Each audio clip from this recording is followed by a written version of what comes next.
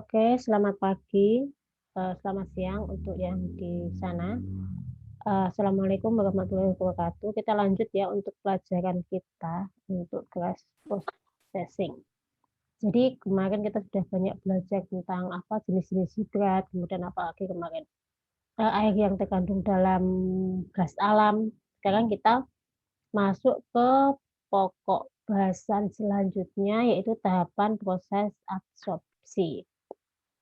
Sedikit review, kalau kemarin ada absorpsi itu adalah proses penyerapan dengan menggunakan media cair. Kalau adsorpsi di sini adalah proses penyerapan dengan media padat. Pada prinsipnya ada dua tahap proses adsorpsi, yakni yang pertama adalah proses adsorpsi.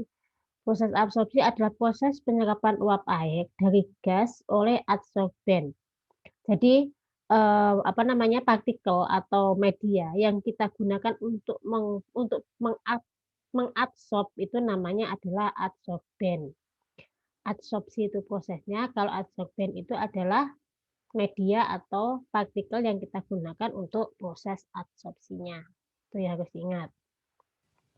Kemudian proses adsorpsi berlangsung dalam menara adsorber. Ini ad ya, bukan B ya, salah. Atau kontaktor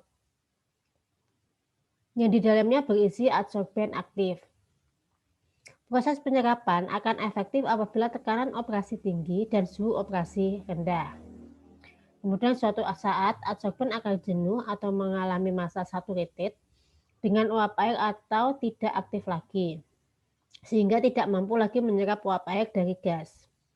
Pada saat kontaktor ini mendekati saturated, maka proses adsorpsi dialihkan ke kontaktor lainnya. Jadi di sini apapun medianya, pasti dia ketika kita menyerap sesuatu, proses penyerapan itu terjadi secara terus-menerus, otomatis sebuah media itu akan mengalami saturated atau mengalami titik di mana dia sudah tidak mampu menyerap lagi. Ya kan? Sama juga, misalnya kalian contoh paling gampang ketika kalian ada spon. Spon, kemudian kalian mau menyerap air yang tumpah. Otomatis kan kemampuan spon itu akan mencapai nilai maksimal, kemudian walaupun kalian taruh di air pun, dia tidak, kemampuan menyerapnya akan segitu. Makanya kenapa diperlukan spon lain untuk melakukan penyerapan. Kemudian apa yang akan dilakukan dengan spon yang sudah penuh dengan air ini? Berarti kita harus menghilangkan airnya. Nah, airnya ini dibusur dengan ke generasi tadi. Itu prosesnya. Bisa dipahami ya, contoh simpelnya ya untuk proses adsorpsi ini. Jadi proses penyerapannya kalau sudah mengalami titik jenuh atau saturated, otomatis dia sudah tidak mampu lagi menyerap, otomatis harus dihilangkan airnya. Itu juga berlaku pada proses adsorpsi di sini. Kemudian proses regenerasi adalah proses pengaktifan kembali adsorben dalam kontaktor yang telah saturated. Proses ini ada dua tahapan, yaitu heating atau pemanasan, yakni mengalirkan gas panas ke kontaktor. Sebagai pemanas adalah sebagian dari dry gas yang sebelumnya dipanaskan dalam heater. Dengan dipanaskan, maka uap air yang terikat di permukaan perifer adsorben akan lepas kembali. Kemudian setelah heating ada cooling atau pendinginan, yaitu mengalirkan dry gas dingin ke kontaktor setelah selesai proses heating pada suhu rendah, daya seret adsorben lebih tinggi. Jadi yang sama juga dengan tadi ya, kalau yang proses penyerapan air biasa kan diperes aja selesai, tapi kalau untuk proses adsorpsi di sini ada proses regenerasi yaitu pemanasan. Untuk melucuti gas-gas yang terbawa pada adsorber ini, kita membutuhkan suhu yang tinggi dengan menggunakan dry gas panas.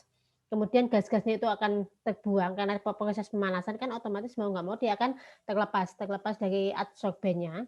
Kemudian setelah terlepas maka bisa kita gunakan lagi. Prosesnya seperti itu. Bisa dipahami ya sampai di sini ya? Penjelasannya bisa dipahami ya? Bisa, Ibu. Oke, siap. Kemudian prosedur proses regenerasi secara rinci sebagai berikut. Yang pertama yaitu pengisolasian tower bed yang diregenerasi dari sistem. Kemudian yang kedua adalah penurunan tekanan atau depressurizing tower bed. Kemudian pemanasan atau heating dengan regenerasi gas panas dialihkan dari bawah tower. Kemudian pendinginan cooling dengan regenerasi gas dingin untuk mengembalikan suhu sesuai dengan suhu feed gas. Kemudian penaikan tekanan atau pressurized tower bed sesuai dengan tekanan feed gas. Kemudian total waktu regenerasi ini harus lebih rendah dari waktu operasi adsorpsi. Jadi ini yang harus digarisbawahi yang paling penting. Kita nggak boleh bilang, misalkan waktu regenerasinya adalah 4 jam, kemudian proses adsorpsinya adalah 4 jam, kemudian waktu regenerasinya 5 jam, itu nggak boleh. Jadi ketika kita mendesain sebuah regenerasi, waktu regenerasinya itu harus lebih rendah. Misal kalau proses adsorpsinya 4 jam, otomatis regenerasinya harus 2 atau 3 jam. Karena dia akan lebih, karena kan ketika regenerasi dia butuh pendinginan kemudian dialihkan kembali kan seperti itu. Jadi diharapkan proses tersebut tidak terhenti dengan adanya proses regenerasi. Oke, bisa dipahami? Kemudian di sini adalah peralatan proses. Peralatan utama proses adsorpsi adalah kolom atau menara adsorber. Kemudian ada dua macam konfigurasi operasi kolom adsorber dalam unit dehidrasi. Yang pertama terdiri dari dua kolom absorber. Yang pertama adalah kolom adsorpsi, kemudian yang kolom dua adalah heating dan cooling. Kemudian terdiri dari 3 kolom absorber, yaitu di sini dalam waktu yang sama ada 2 kolom adsorber dan tahap operasi adsorpsi. Seperti itu, jadi terserah mau nanti ada 2 kolom atau 3 kolom itu opsional sesuai dengan kebutuhan. Kemudian di sini adalah high efficiency untuk 2 tower adsorpsi plant. Di sini yang tower yang ini, yang kolom pertama di sini adalah proses terjadinya adsorpsi. Kemudian yang kolom kedua di sini adalah proses terjadinya regenerasi. Seperti itu.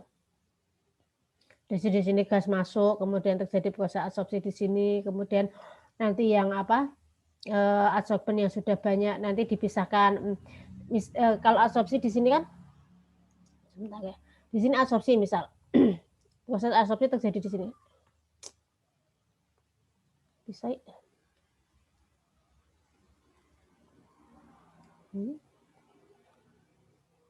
Sebentar ya. Nggak bisa.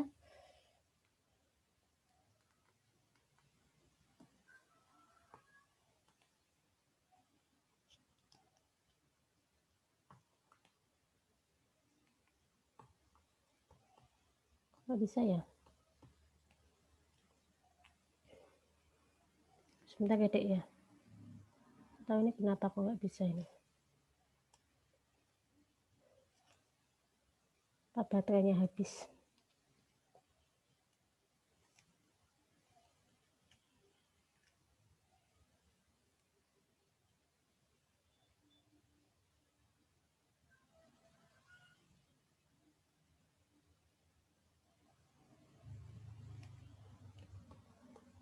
Ini bisa. Jadi di sini ada 2 kolom absorber. Jadi nanti prosesnya adalah ketika ada inlet gas di sini masuk, inlet gas masuk, di sini ada adsorpsi, proses adsorpsinya. Kemudian jika di kolom regenerasi pertama dia telah terjadi saturasi atau proses penyerapannya sudah tidak bisa dilaksanakan secara maksimal, otomatis nanti feed-nya akan dipindah ke kolom yang kedua di sini. Untuk yang di sini dia prosesnya akan diproses di regenerasi. Begitu juga sebaliknya. Jika di sini di kolom berarti kan kenapa tadi proses regenerasi dia harus lebih kecil waktunya dibanding dengan proses adsorpsi. Karena kan ketika nanti sama juga berarti ketika kita akan men-switch ke batch selanjutnya, ke batch satunya, otomatis kan batch satunya yang proses regenerasi ini harus siap. Makanya kenapa dia tidak boleh lebih besar. Bayangkan aja, misal di sini kita butuh waktu untuk adsorpsinya adalah 4 jam. 4 jam. Kemudian regenerasinya adalah 5 jam. Kemudian ketika proses adsorpsi 4 jam sini dia sudah jenuh, sedangkan di proses regenerasinya dia belum ready untuk kita gunakan karena belum selesai regenerasi, otomatis kan kita ada waktu 1 jam, menunggu 1 jam, ya kan? Itu nggak boleh dalam sebuah proses. Itu harus dihindari karena di sini akan menghentikan proses secara keseluruhan. Hitung-hitungannya kalau proses, kalau sudah terjadi penghentian proses seperti ini, otomatis berapa kerugian akan kita dapatkan. Karena kan proses kalau sebuah proses itu kan dia harus continuous. Continuous itu apa? Dia tidak boleh berhenti dengan alasan apapun kecuali yang benar-benar emergency. Dengan alasan emergency yang tidak bisa ditoleransi, baru proses itu bisa dihentikan. Kalau dengan desain awal ya harus dia regenerasinya lebih kecil. Jadi regenerasinya adalah 3 jam misal, kemudian adsorpsinya adalah 4 jam. Jadi ketika proses adsorpsi ini 4 jam dia sudah mengalami jenuh ketika absorbernya dia sudah jenuh ketika 4 jam, otomatis kita harus men-switch ke kolom yang kedua. Di sini karena regenerasinya cuma 3 jam, otomatis kan sebenarnya dia sudah ready. Sudah ready 1 jam yang lalu, jadi kita langsung bisa men-switch. Kemudian yang kolom satunya kita bisa melakukan proses regenerasi. Seperti itu. Bisa dipahami sampai di sini? Bisa dipahami? Bisa, Ibu. Oke. Kemudian selanjutnya di sini adalah contoh pengaturan waktu operasi. Jadi di sini ada 2 tower. 2 tower di sini. Ini ada tower 1.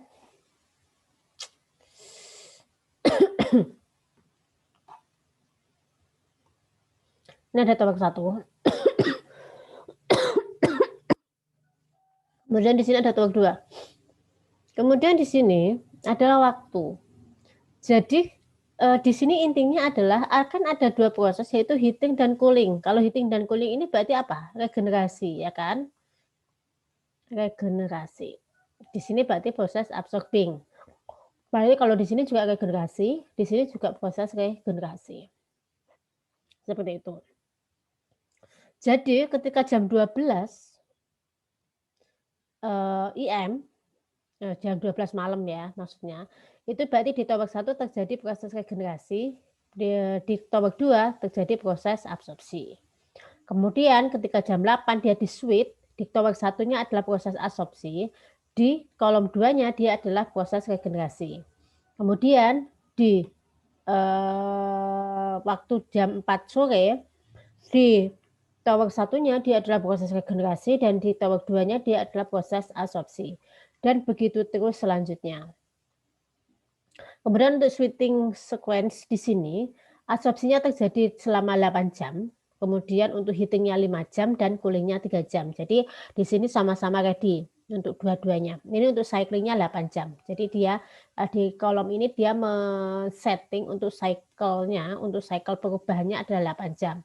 Jadi proses absorpsinya selama 8 jam, kemudian proses regenerasinya antara heating dan coolingnya dia juga 8 jam. Jadi ketika dia sama-sama ready, ketika yang regenerasinya ready, ketika absorpsi, kalau absorpsinya di sini sudah saturated, otomatis di sini langsung di switch ke kolom 1. Kemudian yang kolom 2-nya di heating, di regenerasi.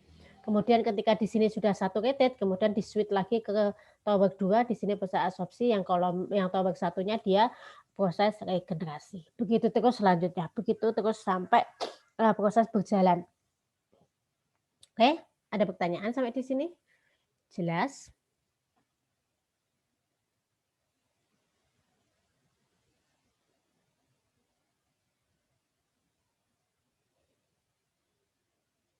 Sudah jelas? Kalau jelas saya lanjut. Ini.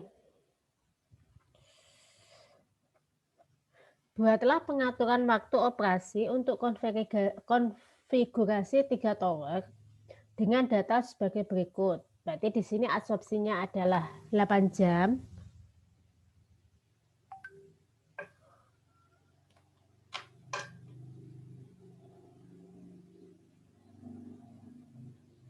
Sebentar ya, Dek.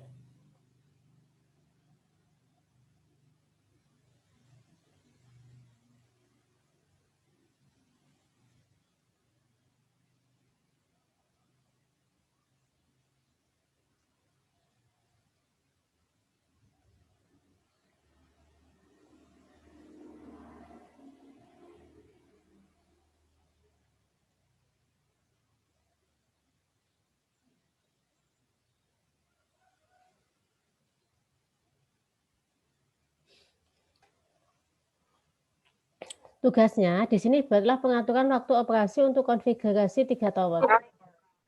Jadi untuk 3 tower, di sini absorpsinya 8 jam, kemudian untuk heatingnya 5 jam dan coolingnya 3 jam. Di sini diketahui pada 12 PM, tower 1 dan tower 3 tahap absorpsi. Nanti ya, berarti di sini kan ada sama juga tadi kan ada tower 1, tower 2, kemudian tower 3 di sini. Kemudian jamnya berapa? 12 PM sampai berapa? Ini apa? Ini apa? Ini apa? Begitu terus. Di sini adalah untuk yang 3 tower. Oke? Itu untuk tugasnya. Kemudian untuk sebentar ya, Dek ya.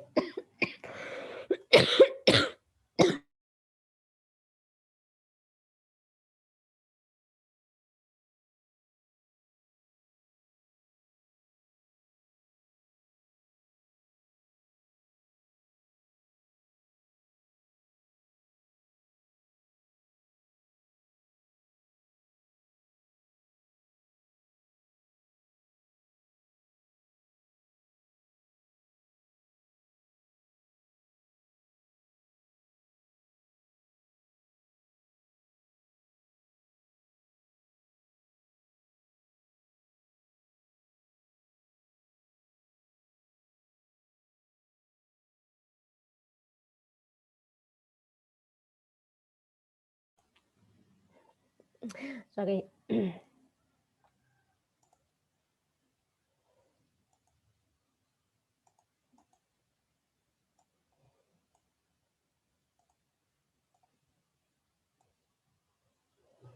Oke, kita lanjut.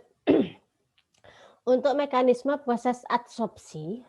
Jadi untuk mekanisme untuk mekanisme proses adsorpsi dapat dijelaskan dengan gambaran berikut, yaitu contoh varian zona adsorpsi sepanjang bed terhadap waktu.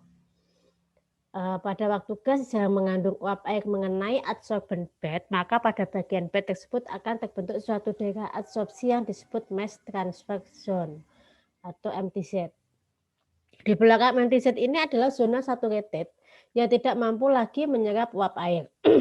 Di depan MTZ adalah zona aktif, di sini gas hanya lewat, belum terjadi penyerapan uap air. Jadi di sini jadi di sini untuk penjelasannya. Jadi kan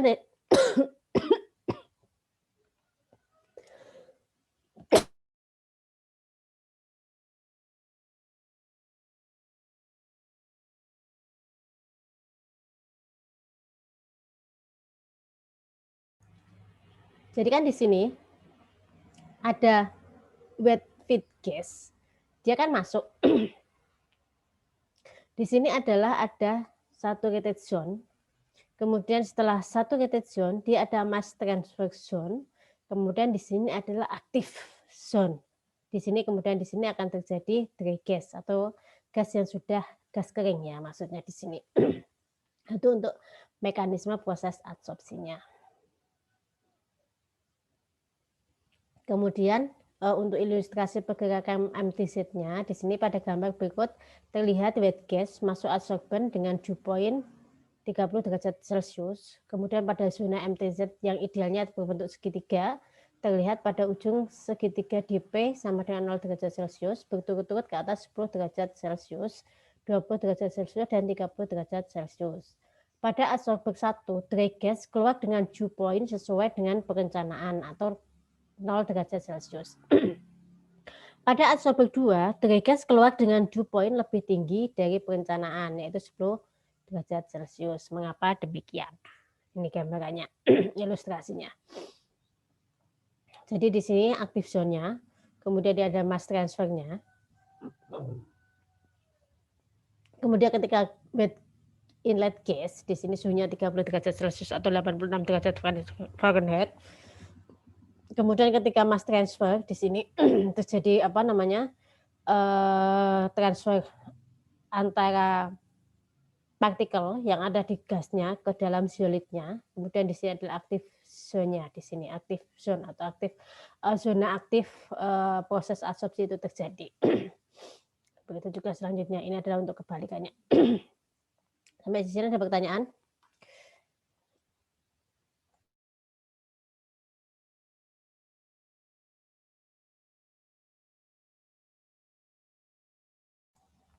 Ada pertanyaan kah? Tidak, Ibu. Oke, sebentar ya.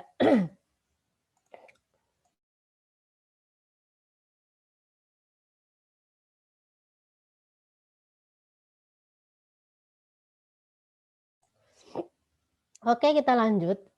Untuk proses penyerapan merkuri. Jadi kan kemarin sebenarnya kan ketika kita ada ada apa namanya, ada apa itu namanya, gas alam, itu salah satu yang harus kita hilangkan adalah merkuri salah satunya. Kan dia adalah logam berat yang dia juga sangat berbahaya karena sifatnya juga yang merkuri itu beracun. Kemudian untuk perpipaan dan yang lainnya dia juga dapat menyebabkan korosi. Itu adalah hal yang perlu kita hindari juga. Kemudian proses penyerapan merkuri ini sering disebut merkuri removal. Sama juga ya kalau misalkan CO2 karbon dioksida, itu juga proses penyerapan misalkan CO2 ya CO2 removal, kemudian H2S ya H2S removal. Sebenarnya kalau kita bilang removal kan berarti penghilangan ya, merkuri removal. Sebagai bahan penyerap dipakai belerang padat yang dimasukkan dalam karbon aktif.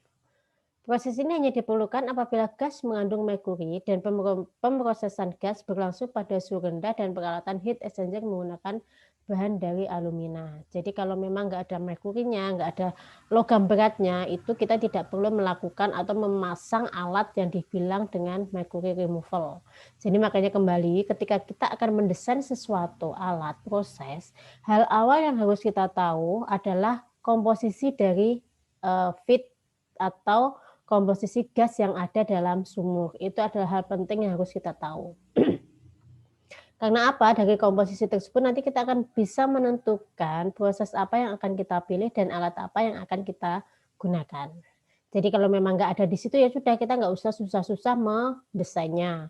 Karena yang pertama tetap alasannya adalah keekonomian, kemudian yang kedua juga efektivitas dari peralatan. Karena kan semakin banyak alat, maintenance-nya juga akan semakin tinggi, kemudian cost-nya juga akan menghasilkan cost yang jauh lebih tinggi. Kemudian merkuri ini dengan alumina dapat bereaksi membentuk amalgam. Jadi kenapa di sini dia harus dihilangkan. Kemudian untuk selanjutnya itu proses pendinginan gas. Proses pendinginan gas di sini adalah salah satu jenis proses di dalam gas processing adalah proses pendinginan atau penurunan suhu. Kalau merkuri setelah dihilangkan semuanya, partikel-partikel yang tidak diinginkan sudah hilang semua, langkah selanjutnya adalah pendinginan. Ya, namanya pendinginan juga dia proses mendinginkan suhu untuk mendapatkan suhu yang lebih rendah. Untuk mendinginkan suhu gas sampai suhu atmosferis dapat dipakai media pendingin air atau udara. Kan tetap ya ketika gas itu keluar dari sumur, otomatis dia akan ada pada tekanan tinggi dan suhu tinggi. Kemudian kan kembali segala sesuatunya kan harus pada kondisi atmosferis atau pada kondisi atmosfer. Untuk media pendinginnya di sini untuk untuk mencapai suhu gas pada suhu atmosferis di sini digunakan media pendinginnya air atau udara. Kemudian itu kalau kita mendinginkan sampai ke suhu atmosferis. Tetapi bila kita ingin mendinginkan lebih rendah dari suhu atmosferis, berarti ada dua metode. Kita tidak bisa menggunakan media pendinginnya, kita tidak bisa menggunakan media pendingin air ataupun udara. Tapi di sini kita perlu media yang lain, yaitu media pendingin refrigeran atau dengan mengekspansi gas. Itu. Kalau diekspansi ditekankan otomatis dia gasnya akan berubah fase dari fase gas menjadi lebih dingin. Kemudian unit peralatan yang digunakan untuk mendinginkan fluida di bawah suhu atmosferis dengan menggunakan refrigeran disebut refrigeration unit. Sedangkan bila digunakan cara mengekspansi gas disebut cryogenics. Itu dua bedanya.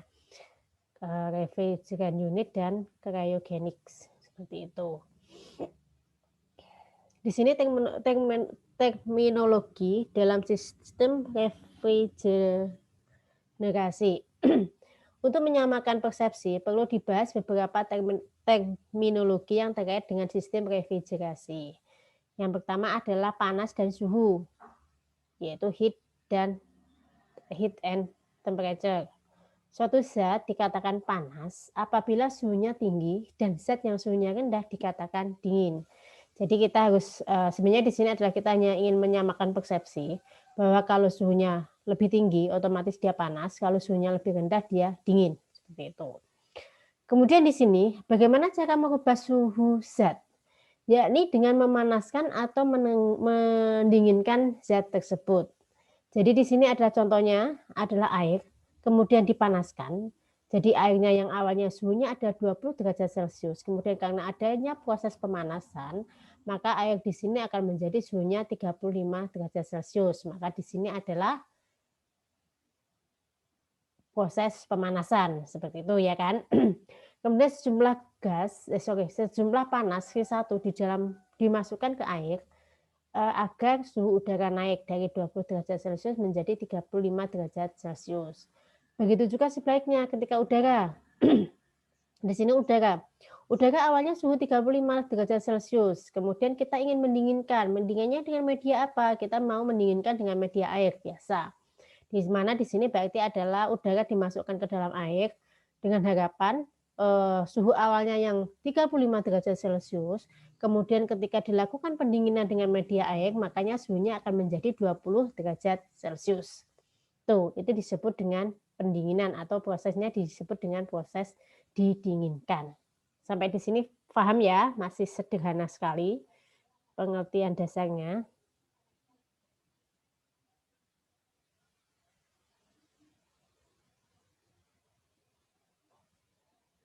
Ada pertanyaan?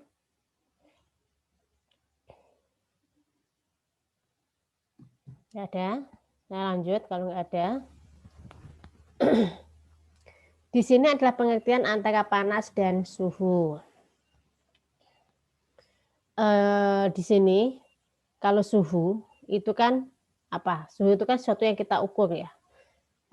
Kalau kita bilang kan gini, kalau seorang engineer kita nggak pernah bisa bilang suhu, kita nggak bisa bilang dia tuh panas atau dingin. Patokan yang harus kita lakukan adalah berapa sih suhu yang ada di dalam alat tersebut. Biasanya seperti itu. Kalau kalian nanti ujian misalkan, kemudian ditanyain berapa suhunya, misalkan terjadi pemanasan, iya, berapa panas, panasnya berapa, kalian nggak bisa bilang panas, karena panas si A dengan panas si B itu beda. Mungkin saya bilang adalah suhu 50 itu biasa, tetapi mungkin si B bilang suhu 50 itu panas sekali, panas banget gitu. Makanya di sini kita harus bicaranya berdasarkan suhunya. Jadi gini, suhunya berapa? 50 gitu. Atau 40, itu adalah suatu standar yang bisa kita gunakan. Iya, memang panas. Tapi panasnya berapa? Biasanya kalau seorang engineer itu dia tidak akan pernah bilang itu panas atau dingin, tapi dia langsung bilang suhu. Itu biasanya yang kita lakukan. Misalkan terjadi proses pemanasan, pada pertanyaan pasti pada suhu berapa proses pemanasanmu gitu. Bukan berapa panasnya, tapi pada suhu berapa. Misalkan 80 derajat Celcius atau 70 derajat Celcius. Seperti itu. Itu yang biasanya kita lakukan. Kemudian di sini adalah proses pemanasan dan suhu.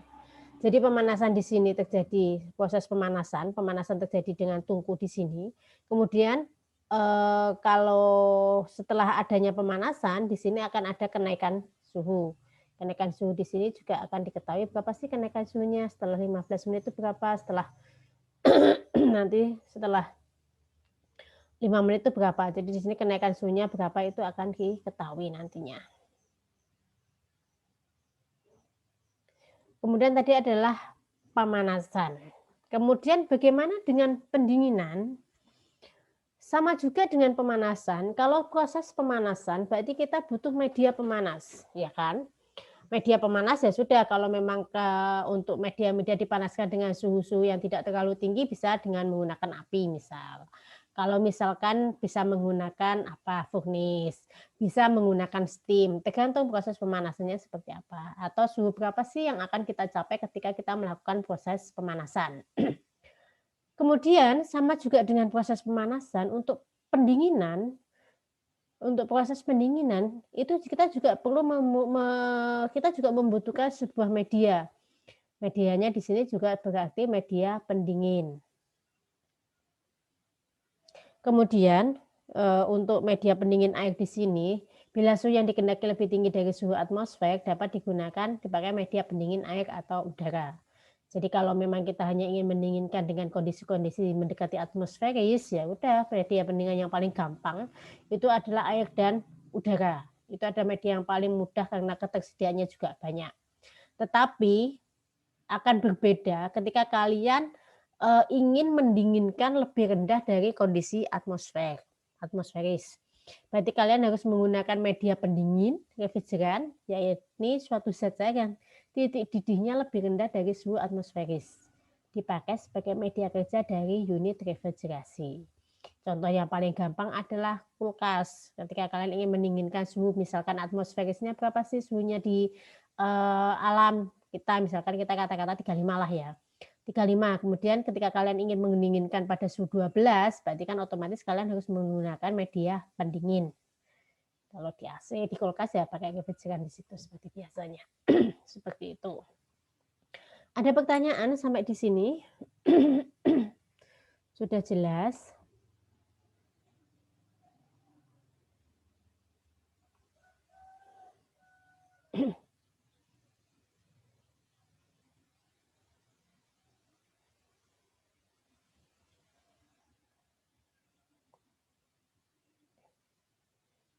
Oke, kalau nggak ada saya lanjut. Di sini adalah hubungan antara panas dan suhu. Di sini panas tidak dapat diukur secara langsung, akan tapi dihitung dengan formula atau rumus tertentu. Di sini ada panas sensibel, yaitu panas yang diperlukan atau diambil untuk mengubah suhu zat tanpa terjadi perubahan fase, di mana di sini S sama dengan MC delta T, di mana M itu adalah massa zat mengalir dengan satuan kilogram per jam atau pound per hour. Kemudian Cp atau kapasitas panas zat itu dalam satuan kilokalori per kilogram derajat Celcius atau BTU pound derajat Fahrenheit. Di sini untuk harga Cp-nya setiap zat dia berbeda, tapi untuk air untuk kapasitas panas zatnya adalah 1 BTU per pound derajat Fahrenheit. Jadi untuk kapasitas panasnya di sini adalah untuk zat-zat tertentu kalian bisa ngecek di buku, biasanya ada referensi. Di sini buktikan bahwa kilokal per kilogram derajat Celcius sama dengan BTU per pound derajat Fahrenheit. Di sini kalian suruh membuktikan. Jadi nanti satuan untuk kilokalori per kilogram derajat Celcius itu sama dengan BTU per derajat Fahrenheit di sini. Sebenarnya pembuktiannya adalah dengan konveksi aja ya, konveksi satuan aja. Kemudian tadi adalah panas sensibel. Sekarang kita bicara panas laten. Jadi kalau panas itu ada dua. Yang pertama adalah panas sensibel. Yang kedua adalah panas laten. Di mana panas laten yakni sejumlah panas yang diperlukan untuk perubahan fase. Yakni penguapan zat cair atau untuk mengembunkan uap menjadi cair pada kondisi saturated atau jenuh. Di sini untuk panas latennya di sini adalah H sama dengan M delta HV, di mana delta HV adalah heat of vaporization atau panas penguapan dengan satuan kilokalori per kilogram atau BTU per pound. Jadi panas laten jauh lebih besar dibandingkan panas sensibel. Artinya panas penguapan dan panas pengembunan jauh lebih besar dibanding panas sensibelnya. Tuh. Kemudian di sini untuk contoh soalnya, nih, suatu pabrik memerlukan steam uap air yang suhunya 200 derajat Celcius dan tekanan 1 atm sebanyak 1 kilogram per jam dengan cara memanaskan air yang suhu awalnya 25 derajat Celcius. Berarti di sini derajat ya. Kemudian diketahui datanya, delta HV-nya ada 540 kalori per kilogram. Kemudian untuk CP airnya 1 kalori per kilogram dan CP udaranya uapnya ada 0,5. Hitung panas yang diperlukan. Oke, di sini coba dipahami dulu. Dikerjakan. Nanti kalau nanti saya jelaskan untuk selanjutnya. Ya, dicoba dulu diutak-utak di PPT-nya ya. Break 10 menit ya, Dek ya.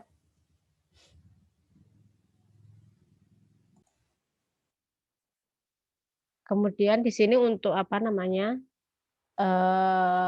penyelesaiannya untuk memudahkan pemahaman dapat digambar dengan grafik I versus T. Jadi di sini ada kan kenaikan tadi suhunya adalah ketika 25 derajat Celcius, kemudian dia ke suhu 200. Kan seperti itu ya. Ke 25 derajat Celcius ke suhu 200, ya kan? Otomatis di sini yang harus kita lakukan ketika kita proses pemanasan itu tetap dari 25 dia akan ke reverse-nya ke suhu 100. Makanya di sini akan ada suhu 25, kemudian ke suhu 100. Baru nanti suhunya akan naik ke suhu 200. Itu adalah tahapannya. Kemudian di sini tadi ada 2 jenis panas. Yang pertama adalah panas sensibel dan yang kedua adalah panas laten. Panas sensibel di sini adalah panas yang dia ada kenaikan suhu di sini. Kenaikan suhu di mana dia adalah dari 25 ke 100, dia adalah kenaikan suhu di sini. Dia akan terjadi perubahan fase. Kemudian di sini dia akan terjadi fasenya tetap pada suhu 100. Kemudian di sini dari suhu 100 dia akan naik lagi ke suhu 200. Kalau yang dia ada kenaikan perbedaan suhu di sini adalah panas sensibel, kalau untuk yang dia suhunya dia konstan, dia adalah panas laten. Seperti itu. Kemudian untuk yang panas sensibel tadi rumusnya adalah MCP delta T. M adalah masanya, kemudian CP-nya adalah CP dari apa yang akan kita panaskan di sini atau yang kita gunakan di sini. Kemudian delta T adalah perubahan suhu dari 100 ke 25. Tadi adalah diketahui M-nya adalah 1, CP untuk airnya adalah 1, dan perubahan suhunya adalah 100 dikurangi 25. Berarti 75 kilokalori per jam. Kemudian untuk panas laten dia karena tidak ada perubahan suhu, dia menggunakan HV di sini, heat value-nya di sini. Di mana heat value-nya tadi kan diketahui bahwa nilainya adalah untuk air 540. Sehingga di sini M dikali delta HV, di 1 dikali 540 menjadi 540. Kemudian untuk yang panas sensibel yang dari V3 di sini, yaitu perubahan suhu dari 100 ke 200 di sini, dia ketahui apa? Dia menggunakan pemanas apa sih tadi di sana? Dia adalah CP uapnya adalah 0,1 di sini. Ya kan, CP uapnya adalah 0,5, sehingga di sini 1 dikali 0,5 dikurangi 200 dikurangi 100 sehingga ketemu 50. Sehingga kalau di total berarti adalah 75 ditambah 5, 40 tambah 50 nilainya adalah 665. Di sini adalah total panas yang dibutuhkan. Ada pertanyaan sampai di sini?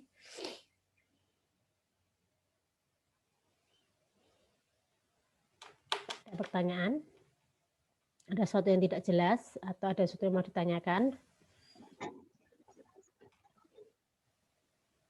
Sudah jelas, Ibu. Sudah jelas. Kalau sudah jelas, dilanjut ya. Klik all dulu nih.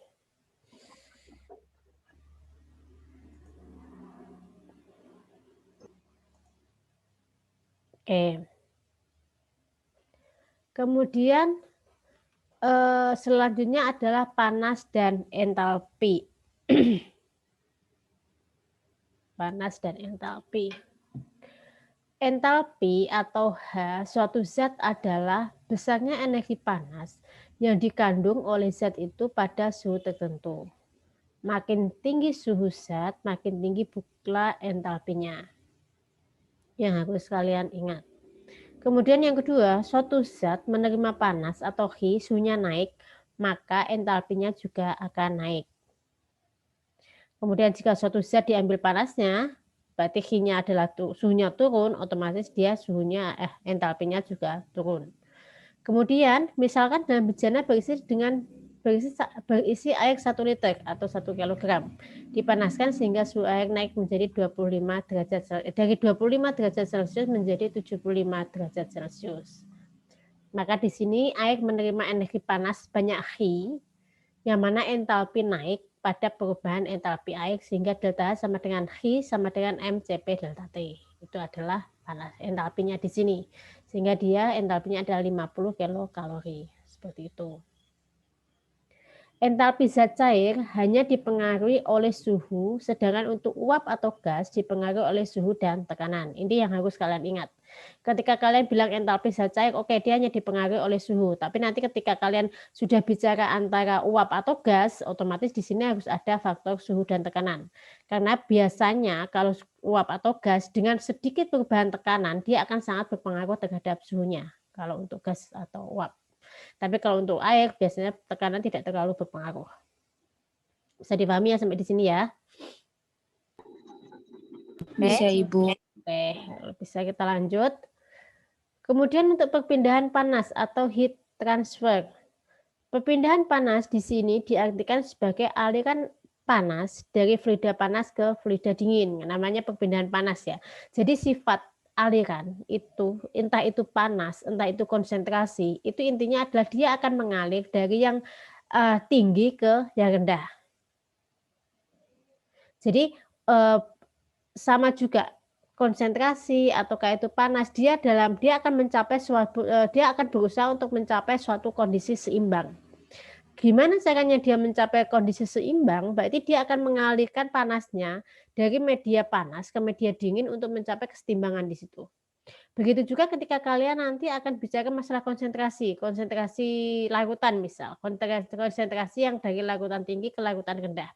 Dia pasti akan ada kecenderungan untuk konsentrasi yang tinggi akan mengalir ke konsentrasi yang rendah untuk mencapai kesetimbangan. Karena kan tetap ya, intinya adalah ketika kita di alam, segala sesuatu itu kan harus seimbang. Makanya di situ ada hukum kesetimbangan. Seperti itu, entah itu panas, entah itu dingin, entah itu konsentrasinya dan lainnya. Dia akan berusaha untuk mencapai kesetimbangan, akan berusaha untuk mencapai kondisi seimbang di situ. Perbedaan panas dapat berlangsung bila ada perbedaan suhu. Jadi perbedaan panas itu ya sudah, kalau ada perbedaan suhu otomatis dia akan ada perbedaan panas. Tapi kalau nggak ada perbedaan suhu otomatis kan dia sudah kondisi seimbang, berarti tidak ada sesuatu yang harus ditransfer. Untuk fluida panas dia akan melepas panas, kemudian untuk fluida dingin dia akan menerima panas. Ini logikanya kalau fluida panas berarti kan dia melepas panas untuk melepas panasnya. Kalau fluida dingin dia menerima panas supaya di sini kondisi adalah seimbang tadi. Makin tinggi delta T maka makin besar panasnya. H panas sama dengan H dingin. Jadi nanti fluida panas, H panas itu harus sama dengan H dinginnya. Kenapa sih ketika kalian nanti belajar neraca massa itu pasti di situ akan mencapai berapa sih balance-nya. Kita tidak pernah bisa ketika nanti kalian mendesain sebuah alat atau mendesain sebuah proses, hal pertama yang harus kalian lakukan adalah menghitung neraca massa. Neraca massanya di situ harus seimbang. Input harus sama dengan output. Begitu juga dengan neraca panasnya. Input harus sama dengan output. Karena memang seperti itu. Kemudian alat tempat terjadinya perpindahan panas antara dua fluida secara umum disebut sebagai heat exchanger yang penamanya spesifik sesuai dengan fungsinya. Jadi alat penukar panas itu namanya heat exchanger. Tapi heat exchanger itu adalah istilah secara umum. Misalkan untuk cooler itu yang lebih spesifik, misalkan cooler, pendinginan fluida tanpa terjadi perubahan fase. Kemudian kondensor berarti kan mencairkan uap. Evaporator menguapkan, exchanger berarti memanaskan fluida 1 sambil mendinginkan fluida kerja 2. Seperti itu. Jadi adalah istilah-istilah dari heat exchanger di sini. Kalau heat exchanger sendiri adalah alat penukar panas, itu lebih spesifik atau lebih global. Kemudian untuk masing-masing alat tersebut punya kemampuan memindahkan panas per satuan waktu atau BTU per hour atau kilokal per jam dari fluida panas ke fluida dingin. Ini disebut sebagai heat duty. Kemudian ukuran alat perpindahan panas tergantung dari besarnya heat duty, yang mana makin besar H, maka ukuran alat akan semakin besar pada kondisi yang sama, di mana rumus untuk menghitung ukuran alat yaitu H sama dengan U dikali A dikali delta T. Di mana U-nya adalah koefisien overall perpindahan panas, kemudian A-nya adalah luas permukaan cup tempat kontak antara fluida panas dengan fluida dingin, kemudian delta T-nya adalah perbedaan suhu rata-rata antara fluida panas dengan fluida dingin. Dari rumus tersebut terlihat makin besar heat duty, maka akan semakin besar A di sini. Kan di sini karena H-nya dipengaruhi oleh heat duty-nya, di sini dipengaruhi oleh luas permukaan dari medianya tadi. Oke, ada pertanyaan sampai di sini? Atau ada sesuatu yang mau dibahas?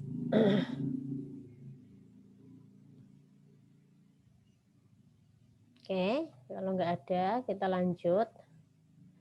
Di sini adalah untuk diagram pH. Untuk memudahkan perhitungan teknis neraca panas, ini di sini untuk Molière, ini dia adalah sebuah penemu atau peneliti, membuat grafik hubungan antara tekanan dan entalpi dari beberapa refrigeran dengan parameter lain, suhu dan spesifik entropinya atau S-nya. Diagram pH disebut Molière diagram karena ditemukan oleh Molière ini ya. Dengan diagram Molière ini, perhitungan panas lebih sederhana tanpa harus tahu panas sensibel maupun panas laten. Kalau tadi sebelumnya kita belajar ada panas sensibelnya seperti apa, panas latennya seperti apa, kalau dengan diagram pH di sini, kita bisa langsung menggunakannya. Nanti berapa sih nilainya? Di sini adalah untuk contoh dari diagram Molière untuk propan. Jadi ingat, di sini adalah pH untuk propan. Jadi masing-masing itu kita nggak bisa nanti ini pH propan khusus untuk propan. Tapi kita nggak pernah bisa gunakan ini untuk heksan misal. Jadi ini spesifikannya sebenarnya tetap hanya untuk satu. Jadi kalau propan ya propan, butan ya butan, etan ya etan. Seperti itu. Jadi kita nggak bisa bilang kalau ini untuk semuanya. Di sini adalah suhunya. Di sini saturated vapornya yang di lengkung ini, kemudian yang ini adalah tekanannya yang garis ke atas, kemudian yang garis ke samping adalah entalpinya atau BTU per poundnya di sini. Nanti caranya gimana? Kalian nanti akan tahu berapa sih, misalnya pressure-nya berapa, suhu berapa, nanti dipotongkan nanti nilainya berapa di situ. Seperti biasa untuk tekanan. Nih contohnya. Penjelasan dari diagram Molière-nya di sini. Daerah 1 itu mana di sini? Di situ adalah fase cair. Jadi di sini adalah fase cair. Kemudian fase 2 di sini adalah fase campuran, yaitu ada cair dan uap. Kemudian fase 3 adalah fase uap atau gas di sini. Di sini cair, ini adalah campuran antara fase uap dan gas. Kemudian di fase 3 di sini adalah fase uap atau gasnya. Kalau sini cair uap menjadi uapnya. Kemudian kurva AB yaitu saturated liquid. Di sini AB di sini adalah saturated liquid. Seperti itu. Jadi ya sudah di sini tekanannya berapa? Ini kan kita tahu tekanannya ini suhunya 80, kemudian di sini ada suhu 20. Tinggal dipotongkan berapa nanti. Seperti itu. Ya. Kemudian di sini adalah daerah di bawah kurva, yaitu campuran antara liquid dan vapor. Titik 1 yaitu subliquid, titik 2 saturated liquid, titik 3 saturated vapor, dan titik 4 superheated vapor. Jadi di sini ini kan ada titik ya 1, 2, 3, 4. Empatnya mana? Saturated. Empatnya harusnya di sini, di luar dari di poin 3 di sini. Kemudian kurva temperatur di daerah vapor itu melengkung, kemudian di daerah campuran horizontal berimpit dengan garis tekanan, kemudian di daerah cair dia adalah vertikal. Cara membaca entalpi pada setiap titik di semua daerah, entalpi dapat dibaca dengan cara menarik garis vertikal ke bawah dari titik tersebut. Jadi nanti vertikal ke bawah ditariknya di sini untuk mencari entalpinya. Kan tetap dipotongkan tekanannya berapa, kemudian dia ditarik ke bawah. Seperti kemarin contoh-contoh yang sudah kita lakukan sebelumnya. Seperti itu. Ini untuk contoh pemakaian. Propan semula kondisinya tekanannya 88 PSIA, suhunya adalah 0 derajat Fahrenheit. Dipanaskan pada tekanan konstan sehingga suhunya 80 derajat Fahrenheit. Kemudian total panas yang diperlukan, kemudian yang kedua adalah hitung total panas yang diperlukan, kemudian yang kedua adalah panas penguapan propan pada tekanan tersebut. Oke, dicoba untuk dibaca-baca dulu, dikerjakan dulu sebelum saya jelaskan. Ya.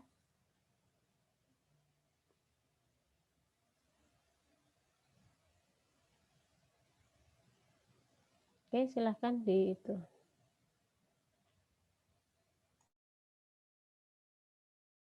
Silahkan untuk dicoba dulu soalnya. Nanti kita coba lagi. Baik, Ibu. Baik, Ibu. Ya.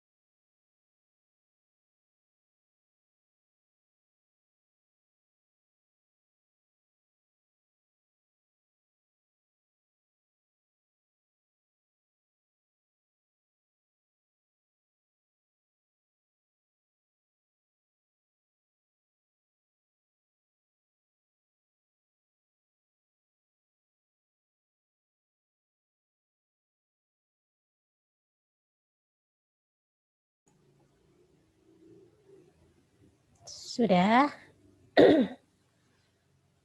Sudah ada yang mengerjakan? Sudah bisa? Sudah, Ibu. Oke, tadi lupa nggak ke record.